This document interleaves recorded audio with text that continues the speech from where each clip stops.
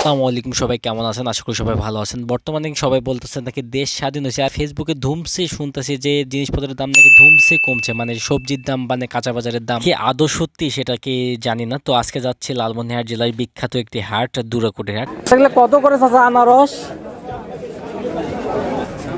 25 টাকা পিস না ভাই? পার পিস 25 টাকা। নটকন কত করে ভাই? নটকন নটকন কত করে? 50 টাকা। নটকন 50 টাকা। 50 টাকা। হ্যাঁ বলেন। এখানে আপনি ভিডিও করতেছেন, এখানে আমরা মাল দামের রেট চাই, মানুষের দাম করেন কি?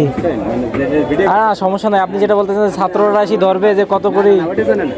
এখানে আমরা দাম চাই 40 টাকা হবে, 35 টাকা হবে, ঠিক আছে?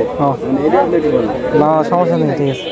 এই যে বড়টা, এই বড় মালটা, এটা 50 টাকা করতেছে, ছোটটা 40 টাকা, লাস্টে আবার 35 টাকা শীষে একবারে। ও সেটা আপনাকে বোঝাই।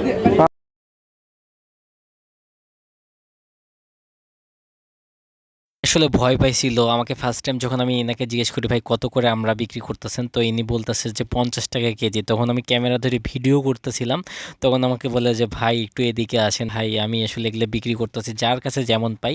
বড় সাইজটা 50 টাকা 30 টাকা, মানে আমার কেনা পড়ছে, উনি বলতেছে 30 টাকা, আবার বলে কেনা পড়ে ভাই আমার কেনা পড়ছে 32 টাকা কেজি। তো উনি আসলে প্রথমে ভয় পাইতেছে, কারণ চারিদিকে যে স্টুডেন্টরা আসলে বাজার মনিটরিং করতেছে, তো এই কারণে উনি 40 টাকা পিস দাম শুনে ইউটিউবে 40 টাকা। পেয়ারা কত করে? 20 টাকা হালা। 20 টাকা হালা, কেজি না? কেজি 20 টাকা হালা, কেজি 40 টাকা। তুমি আগে মানে নাপছিলে না, চারটায় আধা কেজি হয় না ও তাই না, চারটা হয় 5টা হয়। ও না না, জিজ্ঞেস করলাম কত করে বিক্রি করতেছে।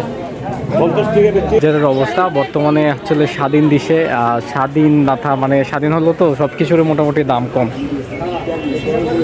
ভালো।